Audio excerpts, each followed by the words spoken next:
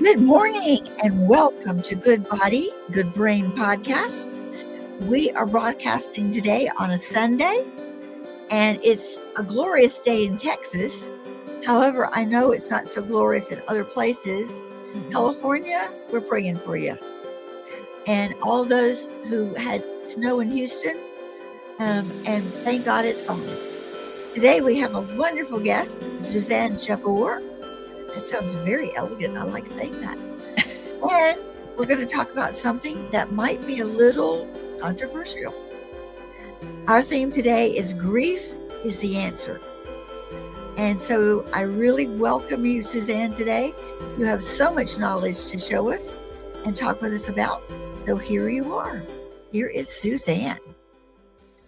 Thank you. Thank you so much for having me. And I'm so grateful to hosts that are prepared to open their podcast up to this kind of a topic, which so many of us are scared to talk about. We don't want to know what's happening. We just want it all to go away. And unfortunately, grief doesn't go away. And so that's why, when you said, what should the theme be? I thought, no, it really is like grief is the answer.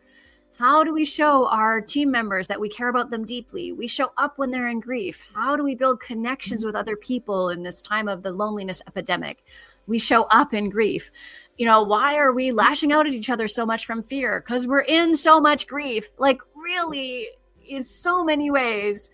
To almost every question, grief is the answer. And unfortunately, because grief is also taboo and we all have a lot of ignorance and judgment about it, we aren't comfortable even having the conversations. And really, that's where we need to start, is how do we understand it better so that we can show up differently to people who really, really need us and need us to show up in a way that allows them to be seen and heard and supported. So that's why grief is the answer. And this is so important too, because everyone has their grief menu. Like, how do I grieve? What's going to happen? Et cetera, et cetera, et cetera. But some people like to be approached very differently than other people. So our understanding of them is very, very important. For an example that's very sad is the story of a grandmother who was at work and had a ring link. And she realized that her daughter was screaming. Her daughter's grown. Her daughter was screaming because she had found her 2-year-old kid in the swimming pool, not breathing. Now, the person observing this is a nurse. She's 10 miles away. She knows she can't get there. Fortunately, EMS was about 2 minutes away. Wow. They came and they worked for 2 hours.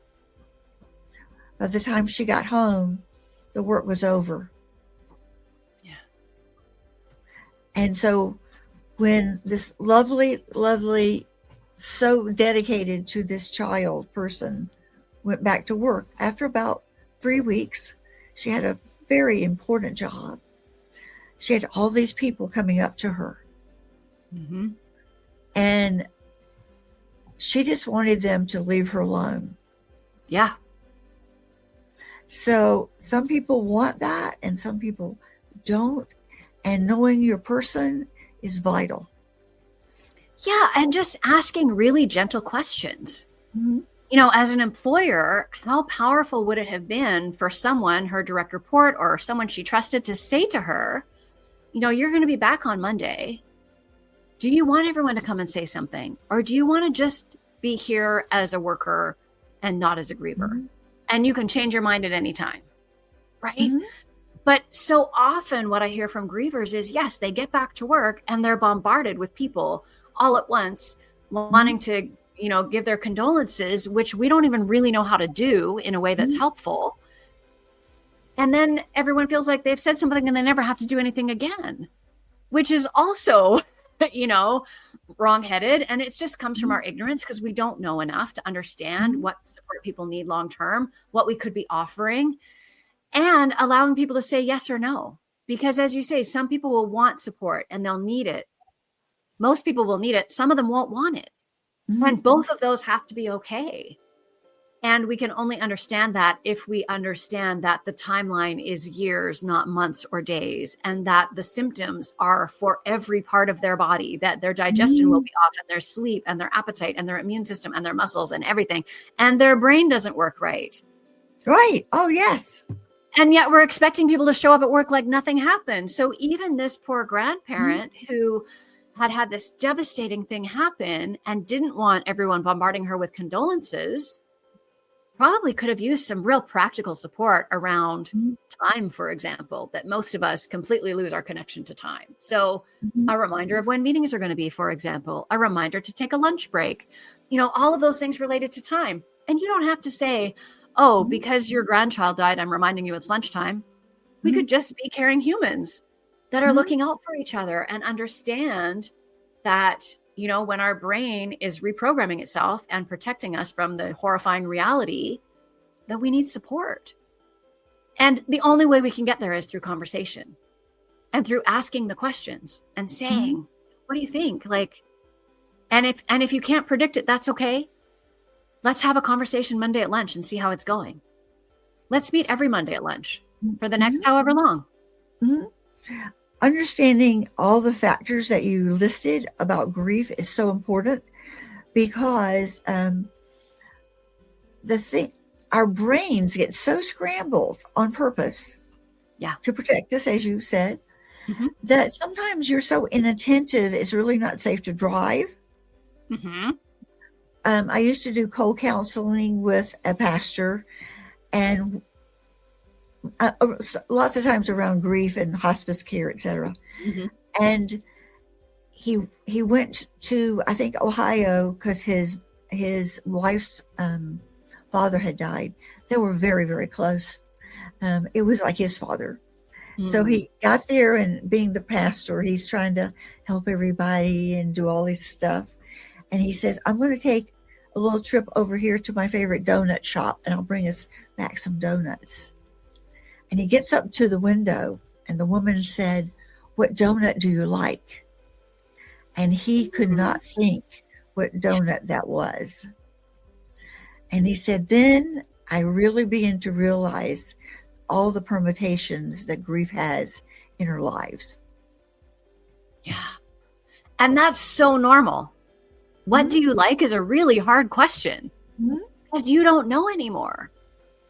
Because and especially, you're at the donut shop in the town where the father figure was. So this is all entangled with the loss. He might have been able to answer that at a donut shop at home. Right? Because it's not so entangled with the loss. Yes. But it's so fascinating what our brain is really doing. And even if we don't want to nerd out on all the cool new science.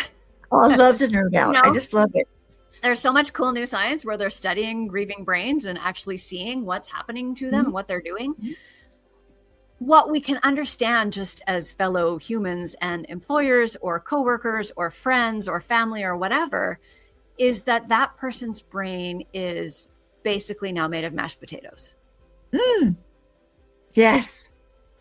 And we don't need to understand the science that it's, neuroplasticity is working and it's reprogramming itself and is partly attached to all of the mapping that we do as infants and how we always know. We don't need to know all the nerdy stuff. What we need to understand is that when that person is confused, it's real. I was listening in on a conversation that happened at work not that long ago, and someone was talking about their sister whose husband had died, and she had flown to wherever they were for the service, the weekend of the service, and got there on Friday. The service is on Saturday, and her sister didn't have a dress yet. And this person was appalled. Like, how could she not have got it together to go to the mall and get a dress and blah, blah. And I just thought, oh, because she could get out of bed in the morning and put on some sweatpants, get to the mall. Think of all the steps that is, right? And that's the other thing to understand. For the grieving brain, multiple steps is overwhelming and impossible. So you have to get up, get dressed, get to the car, drive yourself to the mall, be pleasant in public, which is really hard. Find something. You have to take your clothes off and put clothes on multiple times. Then you have to make a decision about the dress. Then you have to go pay someone and be nice to the clerk. And then you have to get back in the car and you have to go back home. And oh my goodness. No wonder she didn't have a dress. Like, so it was no surprise to me that the thing that had fallen through the cracks was that she didn't have a dress. Yes. But her sister, who was there to support her, was like, how could she not have a dress? Like, that's the most basic thing. And I was like, oh, that's really not. Like, she's managed to hold it together, find the place, book the pastor or whatever they were going to have, plan the service, have the little programmy things, find a book of remembrance. Like, she had done a lot of stuff. And the thing she needed, no big surprise, fell to the back and never got done. But it's that sense of we just need to understand whatever weird thing they're saying, it's okay. Whatever strange decision they've made that seems out of character, it's okay. You know, whatever thing they used to do without even thinking that now they're struggling with, it's okay. Grief is the answer. Yes. And even when it's like really somebody you're really close to, if you don't have the information that you're giving us this morning, if you don't have that in the back of your head and saying, oh, okay, I heard this. I heard that, yes, I really need to help with little tiny baby steps. Like, can I get you a cup of coffee? Yeah. Or tea. You might give an either or. Is it this or that? Because we can do that, right? Either or is okay. Yes, no is okay. Open-ended. Anything you need, let me know. And if you think about it, what's so fascinating is that's the offer we make because that feels the most generous. It does, but to the person receiving, oh, it's like mush. Yeah, I can't do anything with that. I literally can do nothing with it because if I don't need something right now, by the time I need something, I will have forgotten who even made that offer. And then, you know, in my experience, I had people get mad at me because I wasn't letting them help me. And I finally, one of my cousins was so mad at me. She said, I offer to help you all the time. And I'm really worried about you because you're not accepting help. And I said to her, no. I know I need help and I am accepting help every time I'm able to. But if I don't need something at that moment that you offer, I can't. Later is not a thing my brain will do. So I said, there is no later. There is no later. I can only do right now. I might be able to do a minute and a half from now. Right. And that eventually gets longer over time and hard work and effort and grieving. But she hadn't understood that I was very willing to accept help, but I couldn't accept it in the way she was offering. Yes. But if you said to me, oh, do you need bread or milk? I could say, oh, milk or both or whatever. But we need those specific offers. So specific. It has to be like, it comes down to yes or no. And we always use that phrase, just take this one day, you know, just take this day at a time. No, it's not that. It's 5 minutes. It's 2 minutes at a time. It's the time gets so confused and distorted that we can only just think ahead, maybe 2 minutes. Maybe when we hear the dog scratching at the door, we know, okay, I've got to get up and let them out now. That's about all they got. That's it. And most of us want to be at work and want to be interacting with people, but we're interacting from this place of literally having mush and doing the best we can. And so how do we, as supporters, invite people into those spaces? How do we do some of that labor? Because the griever is an inhuman ask for us to expect them to come to a gathering or come to the workplace or come to anywhere and have to advocate for what they need. So we need to get better as supporters to be saying, you know, I understand that it might be really hard to get together in big groups of people. And we would love for you to be at this birthday party. Yeah, birthdays are really hard. That's a bad example. We would love for you to be at this luncheon. And so please know that you can change your mind on the day and cancel and no one will mind. And if you manage to come, you have a get out of jail free card and you just get to say, I'm going now and walk away or just walk away. But we would love to see you for whatever you're able to do. So that's so different than the griever thinking, oh my gosh, I really want to go. But if I say yes and I have to change my mind, I'll disappoint them. If I say no, I'm disappointing them now. All I do is disappoint people. And then you're down that whole path All we need is permission for it to be messy and awkward and uncertain. And when we have that, it's so much easier to slowly reintegrate. It's so much easier to reconnect with people from this place of devastation that it feels like nobody understands or cares about. Yes, the lady who lost her granddaughter, it took about 6 weeks before they entertained the idea of having a memorial at the place of work. Because there were lots of people grieving over this little child, because this little child had come to the hospital with the nurse quite often. Yeah. And they all knew him. And he was like one of those children that you look at and you don't say, oh, that's nice, he's cute. No, you looked at this kid and you really saw him. He was super special. Yeah. So everyone who touched his little life was just their strings of connection were hurting so bad. Yeah. That they needed a whole grief process for everyone who had touched this little life. Yeah. And most workplaces are completely ill-equipped to do anything like that with any kind of, well, I was going to say with any kind of ease. That's way too far down the path from where we're at. With any kind of not awkwardness, with any kind of grace, really, because it's so awkward and it's such a hard conversation.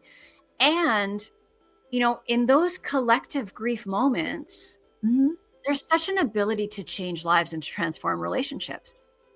Because when you allow everyone permission and for it to be okay to be grieving at work, to be grieving together, to have this shared experience, which, yes, it's going to be different for the grandparent than for the person who saw them once, for the person who worked in the grandmother's department and saw them all the time. It's going to be different for everybody. And it's still a shared experience. And when we can build safety and connection around those shared experiences, that's when we really start to change culture. That's when we really start to shift that paradigm around grief being something that isn't welcome and is too scary and we don't want to deal with, because then we're putting the onus back on the grievers again. The paradigm shift does not just include grief. No. Once you make that level of commitment and interaction with another heart-to-heart kind of conversation, it forever changes the way you feel about that person. So 10 years from now, you're still changed. Yeah. And it really changes the culture of whatever community it is. So if it's a group of friends or a church group or a community group or the pickleball club or a workplace, whatever it is, when we give permission for those big emotions to be allowed and expressed and shared, we're really giving permission for people to show up as they are. And that's our craving as humans, right? Is to show up as fully as we are, as who we are, and be seen and accepted. And a big part of that has to do with our emotional life, which, certainly for my generation, back in the day, I remember being at a workshop where they talked about writing down all the things you were feeling and leaving it outside the door of the office before you came in. Like, that was the expectation, was you just left all that, you left your troubles outside the door. It was inhuman, but we didn't know any better. That's what we call robots. Right? Now, we're starting to know better, but there's a skill gap. So we know what we want, and we can talk all we want about people being seen, heard, and valued.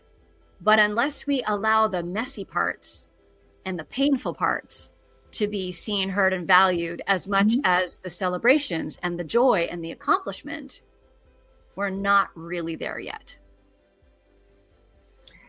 It's so powerful when people who are bosses or different levels of being in leadership, when they understand these premises that we're talking about today, they can fully make coming to work so much better for everybody. And the people who come to work feel like they're cared for. And when you have a culture of being cared for, when you think that the person above you and above you and above you really cares about what you're thinking, feeling, doing, oh, it just, you never want to leave. You want to be in this supportive, nurturing environment so you can just be you and also use your zone of genius to help the company. Yes. And those companies are the ones that are thriving. Mm-hmm. Right? The statistics, and I won't quote them all because we'd be here till tomorrow, but the Harvard Business School, all the places that are studying workplaces and productivity and all of the things that make a company successful, it's these kind of environments, right? We want our employees to be our best recruiters. We want them to stay. We want them to know we care about them. And we don't just care about them when everything's going great. We care about them when the chips are down too. We care about them when they're stumbling. We care about them when they're struggling. And what's fascinating to me about grief, and why I, kind of jokingly, but not jokingly say, grief is the answer, is that grief is a place where it happens collectively enough that we have opportunities to have this shared experience. And it's something that is happening all the time, right? At any given time, it's about 1 in 5 people that are grieving the loss of a loved one. That's 20% of your staff, 20% of your whatever community. And that's just the loss of a loved one. So you add people who are grieving what's happening in the environment or the economy or in the wars that are going on around the world or in their personal life because they just lost a pet or a business or a home or a car or a whatever. We're grieving all of those losses.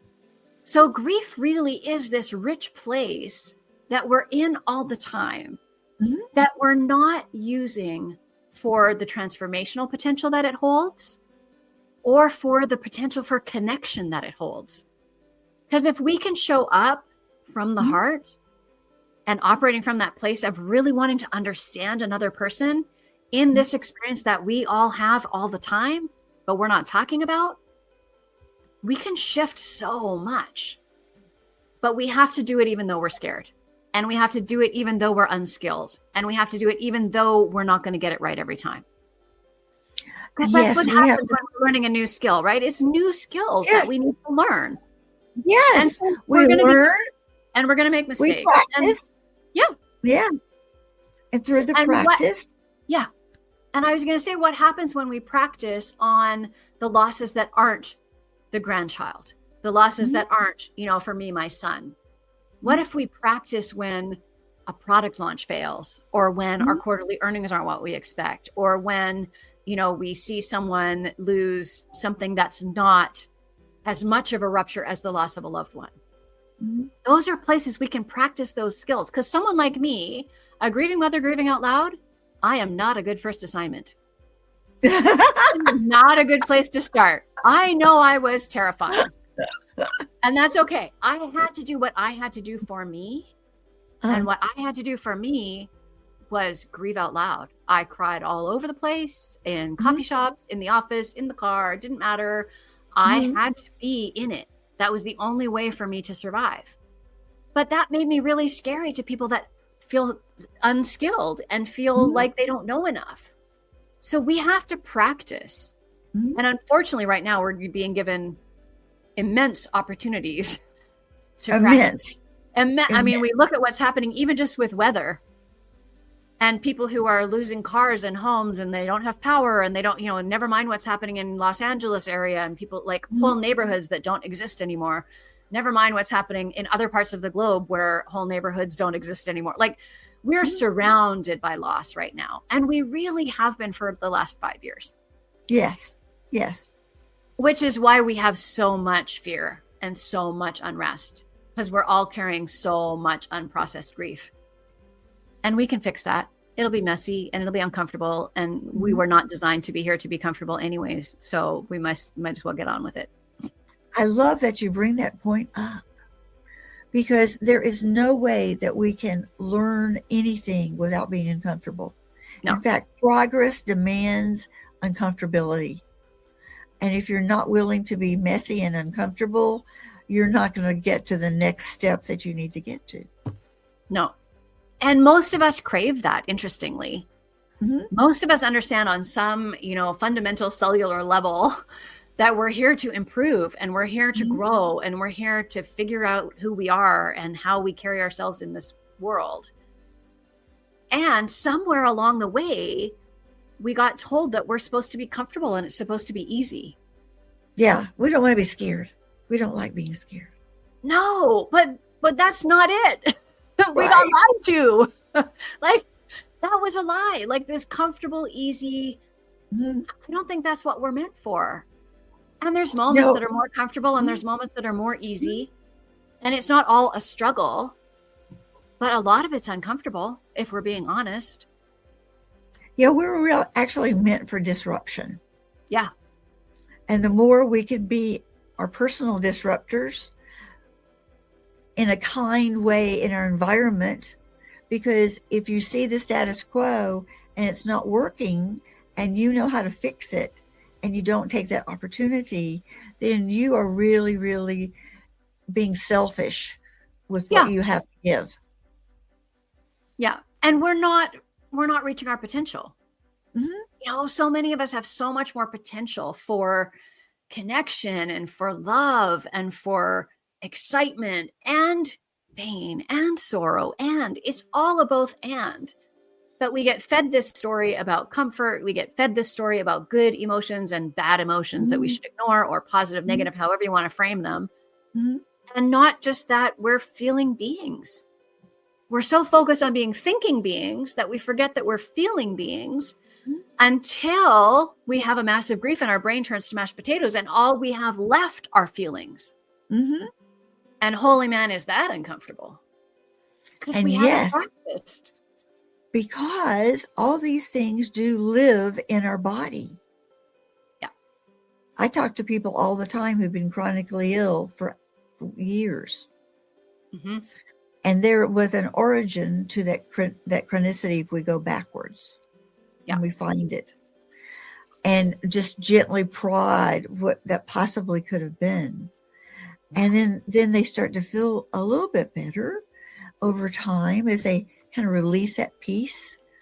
I work with people all over the world who are empathic, who are intuitive, who really can channel those kinds of things into a place where the person has them, can understand that it's not like, we're not doing woo-woo stuff here. We're doing physics on a physical level of what happens to us bioenergetically when we have a trauma. And we don't recognize it, and we try to put it in that little box in the closet. Yeah. No good ever came out of putting stuff in a box in a closet. In real life or in our emotional world. And for me, that's part of why I made that decision. I thought, as a grieving parent, as a grieving mother, I knew, it's another both and. I knew how dumb and ridiculous that whole kind of hierarchy of like grief's worth grieving or worthy of grief were. And I also knew that as someone who had landed at the pinnacle of that I would be given a lot of grace to grieve out loud. And I remember thinking, what the only way for me to survive this will be to allow all of the emotions. I can't stuff any of them because that will be a malignancy in my body. And I knew that was not my path. And I knew that there was also no win in delaying because I had permission, which we usually don't get permission to grieve, but somehow as a grieving parent, you get permission. And I remember thinking, like, I have permission. I need to do this now while I still have permission. And I will continue to demand permission because I'm now, 4 and a bit years out. I still need permission because I'm still grieving. And newsflash, I will be grieving forever. Yes. And I'm okay with that. It doesn't look the same every day. It doesn't look the same as it did a year ago or 2 years ago or 3 years ago or 4 years ago. And having that permission meant that I could be crying in the coffee shop. Someone could ask me a question. And I remember one poor coworker, I don't say poor because he was well equipped to deal with it, but he asked me a question about my car. You would think that would be a safe topic. We're in a coffee shop in a public place, and he asked me a question about my car. And he had asked me, it was one of those SUVs that had the fold up very back seat. And he asked me about that back seat and whether I found it useful or not. And I burst into tears in the coffee shop. And he, was of course taken aback at the moment. But then he was well skilled to allow me to have this conversation. And I was in a place where I would just cry and have the conversation at the same time, because there was no compartmentalizing that was going to work. Mm-hmm. And it was such an activator for me, because my son was basically the only person that had ever clambered back to sit in that back seat. Even though we were all adults, he was the most agile and spry among us, and he would be the one that got, shoved into the back. So to ask about that back seat immediately brought that to mind, and of course created a griefy moment. Mm-hmm. And that's put together. Yeah. And so we had a tearful conversation about the third back seat in an SUV in a coffee shop, because that's how grief works. And because he was able to be okay with that, I got to process and release some more of my trauma and my pain and my grief. And that's what keeps us healthy and moving and in motion in these circumstances. But had he been sort of among the majority of us who would have immediately shut down and turned his back on me, which other people did in other circumstances. Yes. I wouldn't have had that moment. I'm so sorry I brought that up. I didn't want to make you sad. I hear that all the time. I don't want to say anything because I don't want to remind them, and I don't want to make them sad. Mm-hmm. So, there's the camera. So first of all, you are not powerful enough to make anybody anything. Right. So put your ego aside, because you don't have that power. Mm-hmm. And second of all, you're not reminding us, because we didn't forget. We're sad all the time. I will never forget, right? That my dad died, that my mom died, that my son died, that many other people have died. I will never forget. You are not reminding me. And knowing that you also remember, especially around hard days, the anniversary, Christmas, the birthdays, Christmas, Mother's Day, Father's Day, whatever day is attached to that person, to send someone a message or give them a call or say to them in the hall, I'm thinking about you right now. And I was remembering, thinking about this scenario with the grandmother and the grandchild. I was just remembering I don't know what their name was, the other day, and thinking how much I loved when they would come with their big, huge smile and that joyful energy. That might make that grandmother cry. That's okay. Tears are healthy.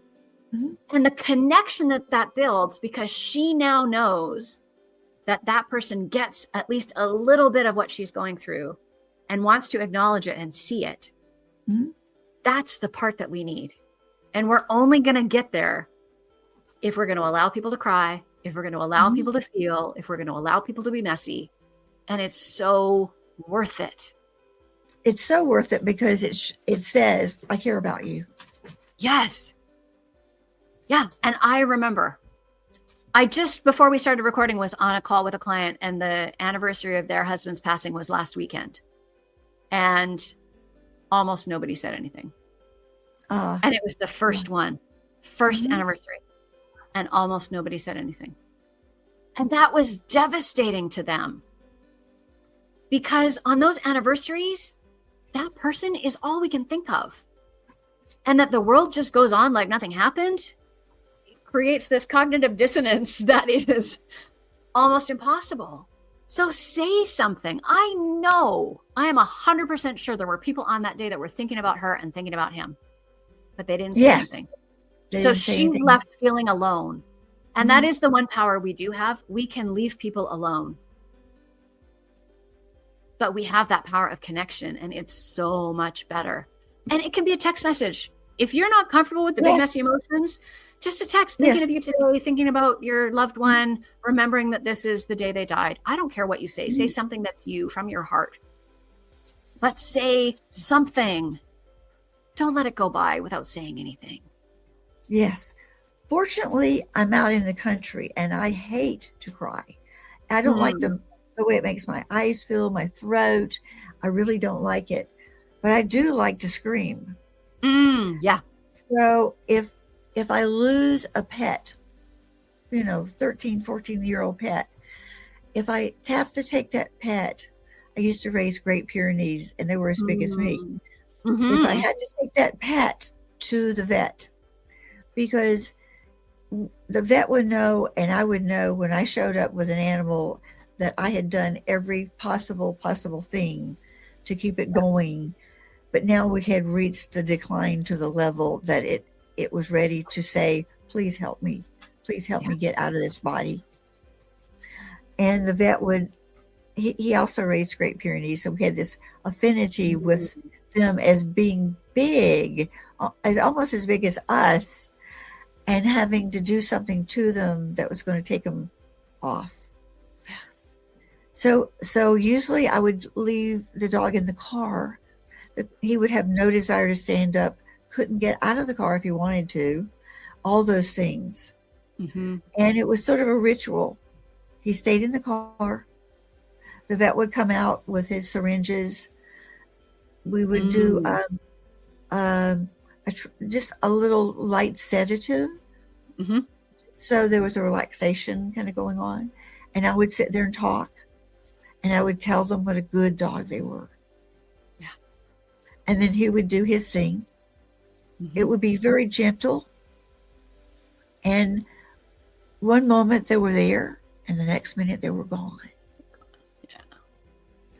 And after I finished my thing with paying for the service and stuff, and I would be driving screaming. Yeah. Just screaming, first of all, that I had to come and do this thing. But that pet that was my companion and my friend for 16 years had to go. And so those are the kind of experiences that people have all the time. And sometimes it's easier to be really, really, really, really in it right at the beginning, rather than saying, oh, I've got to hold this together. I can't go there. Yeah. And I think it's so important for people to hear that, like, crying is not the only answer. I was a crier. That worked for me. I could sob and cry and release it that way. You want to scream? Great. Do that. It was interesting. In one of my grief cafes a few months ago, I was talking about smash rooms. And nobody that was on the call that day had heard of a smash room. And I was like, okay, well, everybody's homework as soon as you get off is to Google, like, where is your local smash room? Because if you can go and get it out physically also, that can be really helpful for people. Like, if you can move your body, even in a way that is destructive, especially I think in a way that is destructive because it's so satisfying, it is. We need to keep all of that emotion moving, like literally moving. Because when we say to ourselves things like, or other people say things to us and we let them land and we don't just let them fall away, like, you have to hold it together until, you have to hold it together unless, you have to hold it together for, we are telling our bodies that it's not okay to do what they need to do. And that's never going to work long term, right? Grief is patient. It will wait for us. It will be heard. Yes. It will be heard no matter what. No matter what you think, you cannot control it. It will come.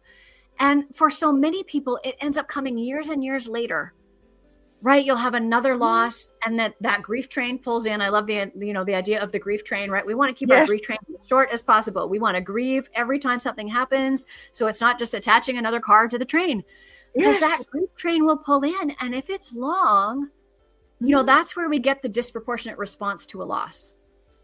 And then people are looking at you going, why are you reacting like that? This was not that big of a deal. But it's because your grief train is bringing all the grief that you haven't dealt with yet back to the front. So the more we can do it in the moment, the more we can do it when it happens, when that griefy moment comes. And I just say, like, if I have a griefy moment and I'm around other people, I'll just say, oh, it's just a griefy moment. Like, there's no need to stop the conversation. There's no need to cancel the outing. There's no need for anything. I just get to have my griefy moment, and then we go on. Because they happen, and they happen forever, for years and decades and ages. Yes. And that's actually how it's supposed to work. It's not supposed to be over. We're not supposed to have moved on. All of that stuff that we say and we've been taught it's all lies and falsehoods. It's all lies, definitely. It's all fear, right? What it is fear. We're scared of death. We're scared of grief. And we pretend that if we ignore it, it's not real. See, that's why I like the model of awake. Yeah. excuse me, we all come together. The person is there. You can go over and touch them, say things to them. Um, cry your heart out. You're around other people who are like just enjoying the conversation of when they had the really fun time with Joe. Oh, Joe and I did this. We were about 10 years old, and you have that conversation, and the other people have never heard it, and it's very bonding and satisfying to them. And everybody has a good time. We eat together. Sometimes people get a little inebriated, which we make sure they don't drive. We do all these things, and it's very, very mushy and messy. But when people go home the next day and they wake up and they say, oh, that was so good. We got to really hear more about this person. My brother is 12 years younger than me. So when one of my parents died, I was way off in another state. He was right there. He got to help plan the funeral with his wife, etc. So when I flew in to the funeral, to the final goodbye, and I spoke at the funeral, it was a very different picture for me than him, because he had lived this with our mom through hospice, etc., etc., etc. And so when we got together later at his house, we exchanged all these stories, because he had so many stories after I left for college. He had so many stories about what happened when he was like much younger and a kid. And it was just so satisfying to hear them, to expand my life with this person that I love so much. Yeah. And I love that you bring that up. And I love that idea of the wake, that whole sort of reception, whatever has happened after the celebration of life or the service. And what's so fascinating to me is we all enjoy that so much. We don't enjoy that we're having it because the person has died, but we're enjoying sharing those memories, learning more about them, feeling more connected to them. And then somehow we think when that event is over, we're not supposed to do that anymore. When the reality is, we could be sharing those stories forever.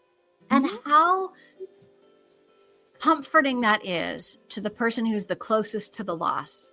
Yes. Right? I love when someone messages me and says, oh my gosh, I was thinking of Ben the other day and this funny thing we did, especially his friends, because they, as you say, they have a whole bunch of stories about him that I don't know because I wasn't there.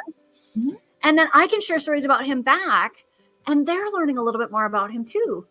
But we can be doing this long term. We can create rituals where on their birthday, on a special occasion, on a whatever it is, we bring them with us by sharing those stories, by making new ways to have them present, and not by pretending that that's supposed to be done and we're supposed to be finished with all that. Like, none of us want to leave our person behind. None of us want to move on or get over them, or, all of those cliches kind of have that subtext of like, they're back there somewhere and I'm moving on. No, I'm moving with. Yes. So how do we bring these people and these experiences, these other losses, how do we bring them with us and honor them through the amazing life we're living, honor them through what we're creating, what we're doing, the transformations we're having? Because I say to people all the time, grief will change you. You will be changed. So you can either do that intentionally and embrace the transformational potential, or it will just happen to you. And most of us don't want to be in that happen to you place. We want to have some agency, and we want to be making decisions. And we're making decisions all day, every day. We just don't have awareness of them so much. And when your whole world feels like it has fallen apart, as it did for me, and you're looking around at this post-apocalyptic nightmare while the rest of the world is moving on like they're on a search without you, you have to build something. So what if you did it on purpose? Yes. And it's not, I love that you said we're just doing baby steps. There's no leaping in grief. We're not jumping the Grand Canyon. We're trying to get this far ahead. It's a baby step, a baby step, a baby step. But a whole link of baby steps takes you anywhere you want to go. Yes, yes. And I had a client who was so close to her father. He was never going to die Yeah. in her mind. Mm-hmm. That, no, he'll be forever here for me. And so, unfortunately, he found out he had a stage 4 type of cancer, Mm. and he was in the hospital. They had very little time with him, like maybe 2 months after that. Yeah. And when we were having our conversations, we were doing telehealth. She'd be in her car, and we'd be talking. And she says, I just don't know how to honor him in my life because he was such a big part of it. Mm-hmm. And everybody around me knows that he was such a big part of it. They also had the contact with him too. Her children, her husband, they were all close. Mm-hmm. I said, well, why don't you make a little memorial in your house? Mm-hmm. A lot of other cultures do this all the Yep. time. Yep. And when we do it, we say, oh, that's so weird.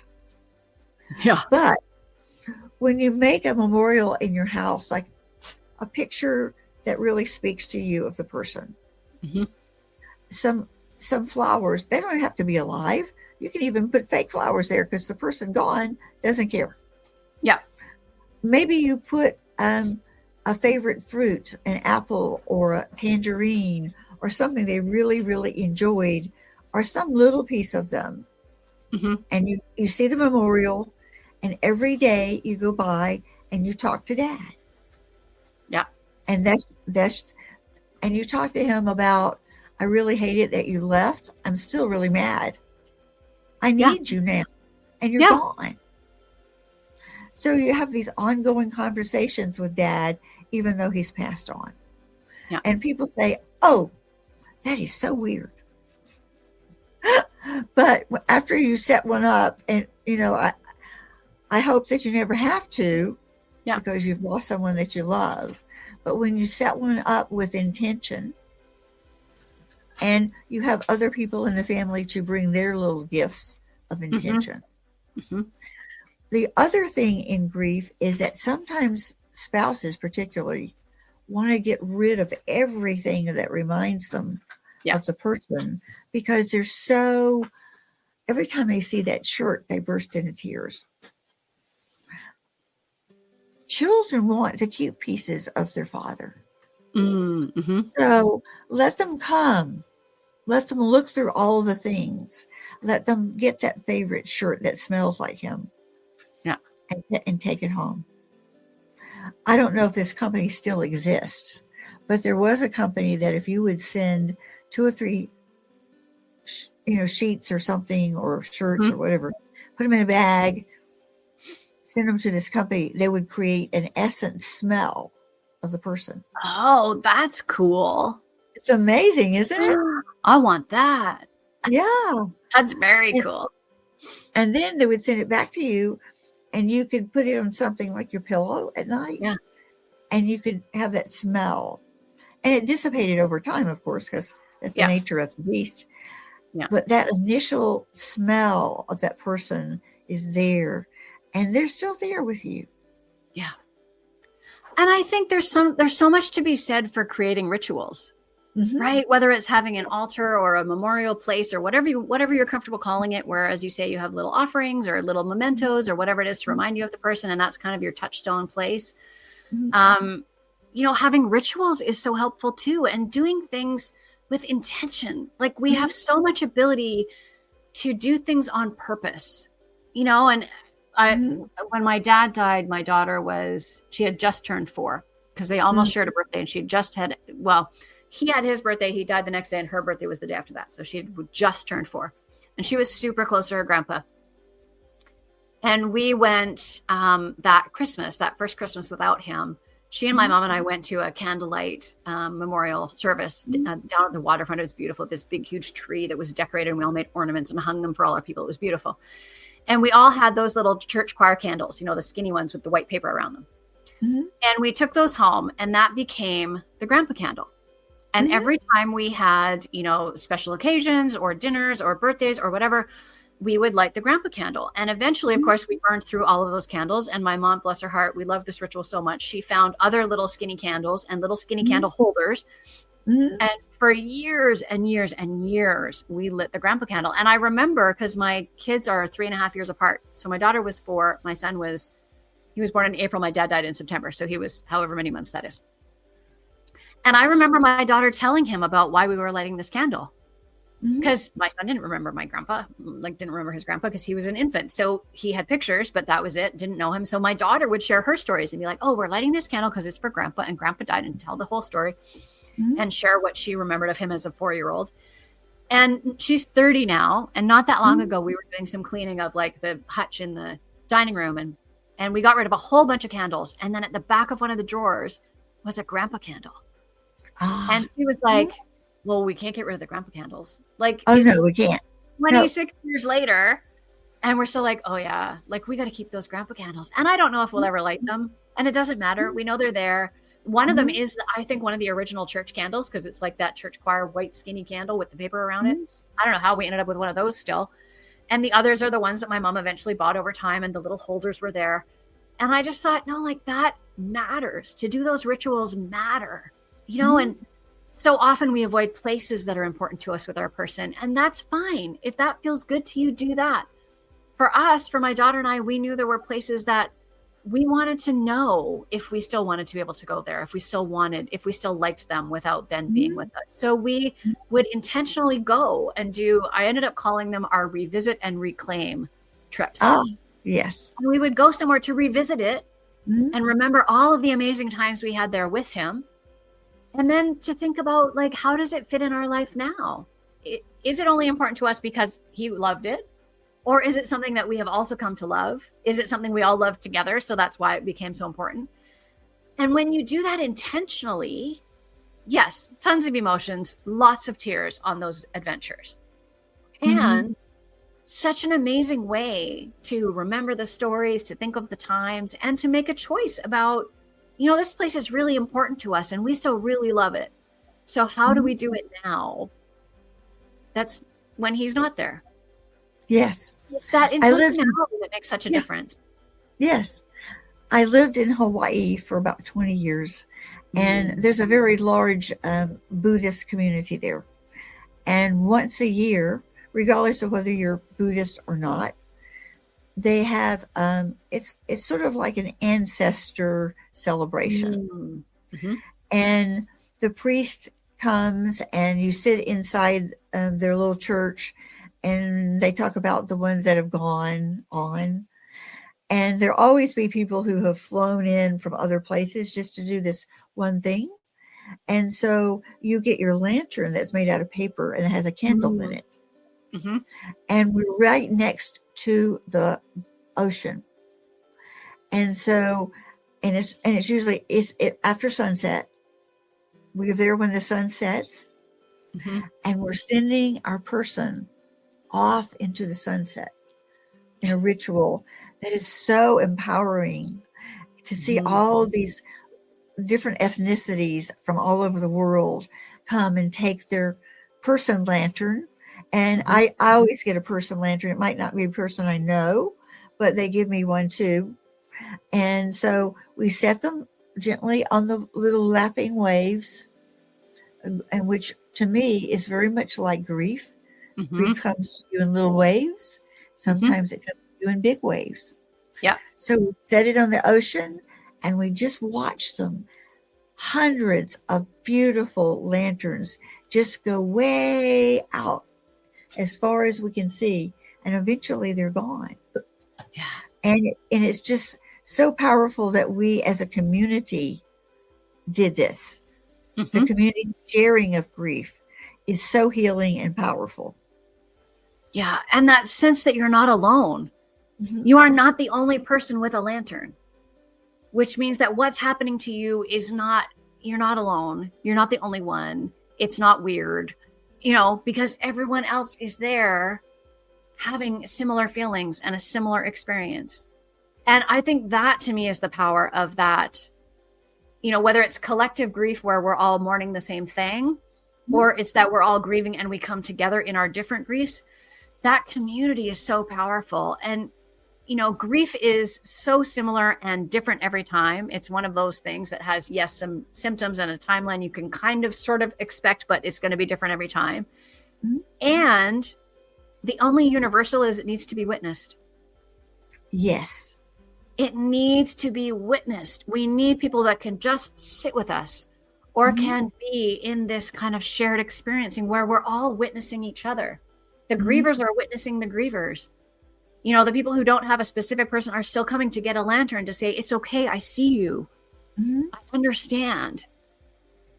That's the magic. That's what makes a difference. The telling people to get over it, the telling them they should be happy, the telling them they can get another one. None of that is helping. So we need to stop it and we need to try something different. And what we need is that shared experience. Whether you have ever grieved or not, you can sit with someone who's sad.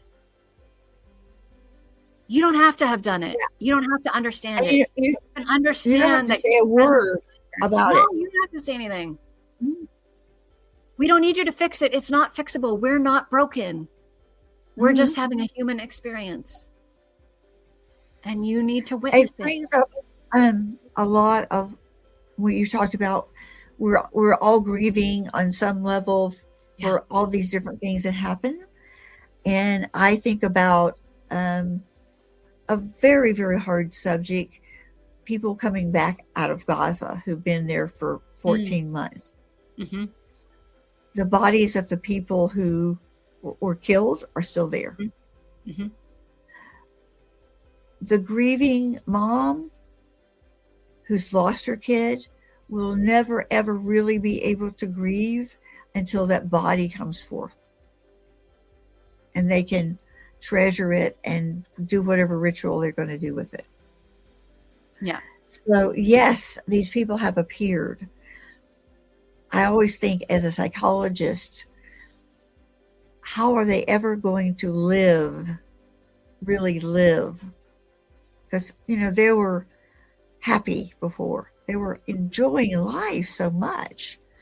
And to have this experience and then be the person they are now is so, so different. And thank goodness there are grief counselors. There's people who support them. All the rabbis, everybody there is there to support them. It's a national grief.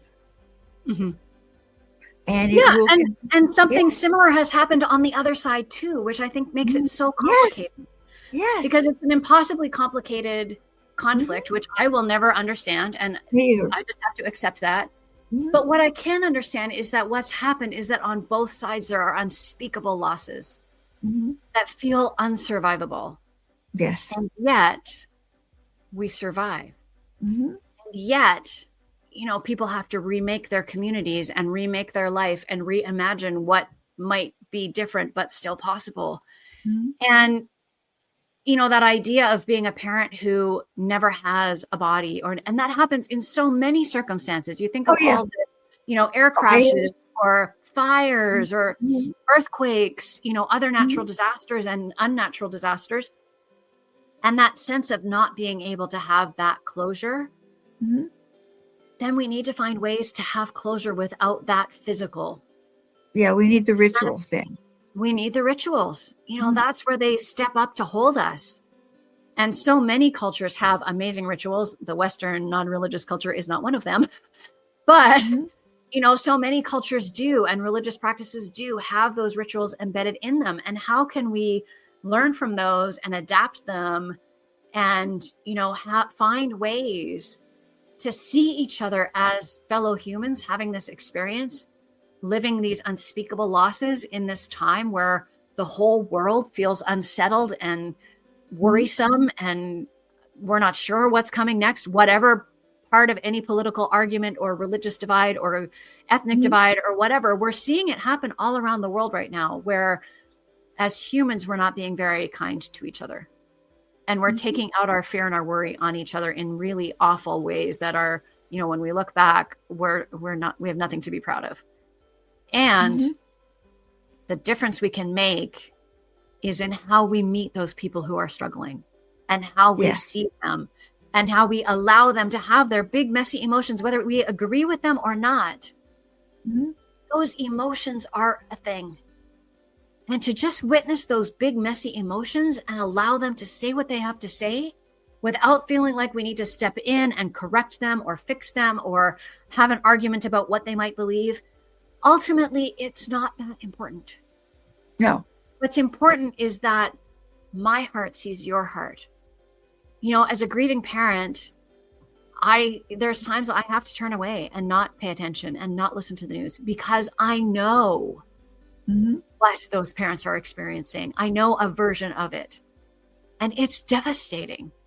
And when you think of the scale of it in so many circumstances, whether it's war or mass shootings or school shootings or natural disasters, that loss of life out of order or in order or of old people or of young people or anybody, it overwhelms our system. And that's even more reason for us to reach out and witness and be full-hearted in the way that we show up for people. Whether it's our coworkers, our employees, our community members, our pickleball player friend, our bridge player, whatever it is, I don't care. We have to find our shared humanity or we're going to be in this mess for who knows how much longer. Yes. And I've worked in nursing homes for about 20 years. Now I just do some assessments, like, you know, a couple of times a week because I enjoy this so much more. And so I would tell people and like joke with them. I said, don't ever die on Christmas. I'm going to tell you right now, don't do it. And they'll just laugh like, oh, that's so funny. That's so silly. I'd say, no, because if you do, every Christmas in the whole world for these people will be contaminated with this grief. Yeah.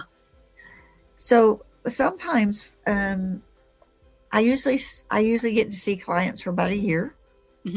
And over that year's time, we develop a really good bond. They see me as like an altar family member. And I get to hear the things that they don't want their family to hear. Right. So sometimes it's a childhood thing. Sometimes it's something that happened with their spouse who's long gone. But I'm the repository of all of their personal things they need to hear. Again, I'm witnessing. They're just there to witness what they're saying and feeling. And then the time comes when the clock starts to wind down, and you can see it, very physical kind of things. The clock starts to wind down, and then the family who hasn't visited them in 4 months shows up. Yeah. And they don't know what to do. And the person's there. They're still sort of semi-conscious. And I always invite the family members. We have chairs for them. Sit with your person. Hold your hand. Say anything you want to, even if you're mad. Say anything you want to, because they're going to hear you. They're still here. They're going to hear you. I remember going to the room, and the person that I had known for quite a while, she was close. She was about 4 hours from, we call it transitioning, when we're just going from a different plane to another. All the family members are there. They were all standing. And they were just as quiet as mice. They weren't talking or saying anything. They weren't sitting down. They were thinking that so awkward. This is like what we're supposed to be doing, right? And so I go over to I call her my person because she's my person too. I go over to my person. I hold her hand. I stroke her arm. I lean over very gently and say some things in her ear. They can't hear me. But what I'm telling her is that she's surrounded by people who really love her, but maybe don't know how to tell her. Yeah.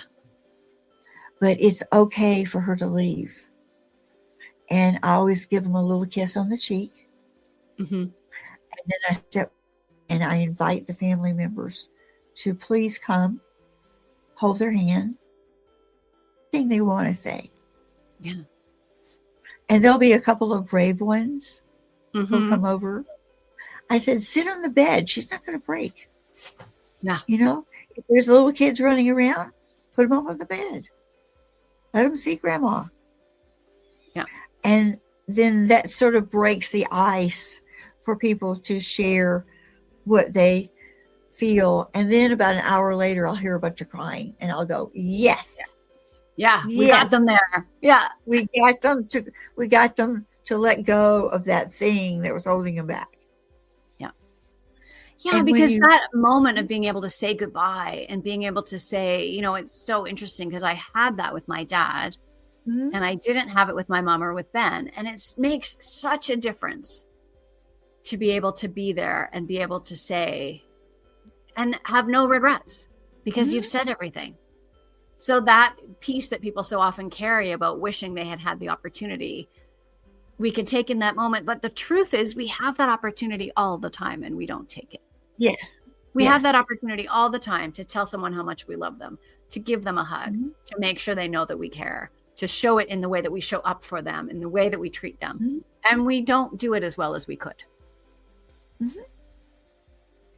And so even years after that, I'd run into that family members and they would look at me and they would like give me such a warm like connection.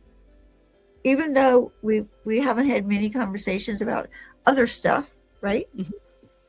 And I think that sort of connection happens also within the family too. Even when they have a family member who's the black sheep or hasn't lived up to what we have as expectations, they're still included in that process. So what I'd like for you to do is, if you can, give us just a couple of tips, a couple of ways of being when someone walks into our life and we know they're grieving. They may be a stranger. They may be a coworker. They may be a cousin. What tool can you give us to help us with this journey? The most powerful thing for us to understand is that we have it a little bit backwards. We tend to say something really closed off, and we make that offer that we talked about before where we say, oh, anything you need. We need to flip those two things the other way around. We need to say something open that invites them to share, right? That is really open-hearted and probably vulnerable and awkward. Because those old cliches and platitudes are actually doing harm. Yes. So we need to just have a ceremonial burning and let them go. And instead, really just say something open. And if it starts with, I have no idea what to say, that's a very valid place to start. If it starts with, I'm so sorry, that's an okay place to start, but don't stop there. Because sorry for what? Who are you to apologize? It's so confusing to grievers when you just say, I'm so sorry, and that's all. So that could be your opening phrase. But then it's about, how are you feeling? How do you want them to feel? Something really open and expansive is what we need to say. What we need to do is make those specific offers, right? Super specific. Go stand in front of your fridge. Tell me what's missing. I'm going to the grocery store and I'll bring it to you. Right? It's that level of specificity. Do you need milk or cheese or eggs or whatever it might be? Right? Specific. I can't even say it. It gets me so excited. Right? Tuesday is garbage day. Can I take your cans out too? Right? It's a neighbor. We know these things are happening in our neighborhoods. Help a neighbor. Right? And you're going to make different offers at work. At work, it might be, we have this big meeting coming up at 2:00. Would it be helpful for me to come and remind you at 1:30 that it's almost time? I know feeding yourself is really hard when you're grieving because it's hard and it's a lot of steps. Could I bring you lunch on Wednesdays? Do you have a recipe I could cook for you? Right? Really specific. Everything you need, they need. So offer what you already like and what you're good at and what you're doing for yourself. Because then you are more likely to follow through and do it. And they are less likely to feel like a burden. Because if you can say, I'm going to the hardware store because I need yard waste bags. Do you need some too? Mm-hmm. That's not a burden. They're not asking you to go out of your way for them. You're just offering to do for them what you're doing for yourself. So say something open, offer something specific for a really long time. Like a long, long time, like years. Because especially at those times of year that we can predict will be extra griefy, we need support again. We're right back at the beginning. And we need support again. So I have a friend who reaches out to me, bless her heart, she's been amazing. She reaches out to me every December because she knows December is really hard for me and says, I know December is really hard. Can I send you a food delivery service gift card? Because I just know that you will not feed yourself very well. And she asks me that every December. I know this time that's coming is really hard. Can I do this for you? Yes. And then I get to decide, am I open to receiving? Does that feel uncomfortable? Whatever it is. And if the person says no the first time, keep offering. Don't stop. Because that's just no to that item that day. It's not, I never need groceries, right? Or I never need anyone to do anything. So we have to keep offering even when the person says no. Because they don't always have the capacity to ask. They don't have the capacity to imagine what they might need in some day in the future or some moment in the future. But we know what they need because it's what we need. We can see their yard has leaves in it and they might need yard waste bags. And maybe they need a buddy to come and do it with them even. If you love raking leaves, I personally love raking leaves. I don't know why. I've always loved it. Offer what you love to do. Go do that. This has been, for the person who's listening to this podcast, has probably been things given to them they had never, ever thought of before. So talking about grief, talking about death, talking about all the things that we find extremely messy is so valuable to people. And I love that word griefy. I'm going to start doing that. When I have people come and they've lost somebody, and they're saying, oh, I'm so sorry, I'm crying. I said, you're just having a griefy moment. It's okay. That's what you're supposed to do. In fact, if you're not crying, I'm going to be worried about you. Yeah. And I say to people all the time, we would never apologize for tears of joy. So why are we apologizing for tears of sorrow? No, we don't need to apologize. You're crying. It just is. And it's okay. Yes. Now, Suzanne, you have given me ways to get in contact with you that are going to be in these notes. So anyone who wants to have some time with Suzanne, maybe you have a specific question, you have a specific scenario that's happening, maybe it has to do with family dynamics, please look on the show notes and give her a call, because she is just such a valuable resource. And we want to share her to all the people that really need, and don't feel silly making the call or going to the website, because we all need that kind of support in different times. And sometimes it's easier to go to a stranger than it is to call your daughter, because you don't want to burden them. I was like, can I reach into the teleprompter and slap you every time you say that? But it's true. We have that weird feeling. So yes, reach out. I often say, I wish I didn't know what I know, and I wish people didn't need to hear it, but I do, and they do. So, let this not be for nothing. Let me help. Absolutely. Thank you so much, Suzanne. I just love having you on, and I'm sure in the future there'll be some more things that'll come up, and we really need you. So thank you so much for being with us today. And again, this is Dr. Sally Good at the Good Body, Good Brain podcast. And please like and subscribe so that our podcast can grow and this message gets out to so many, many people. So for today, we're saying goodbye. And thank you so much for being here. And thank you so much for listening.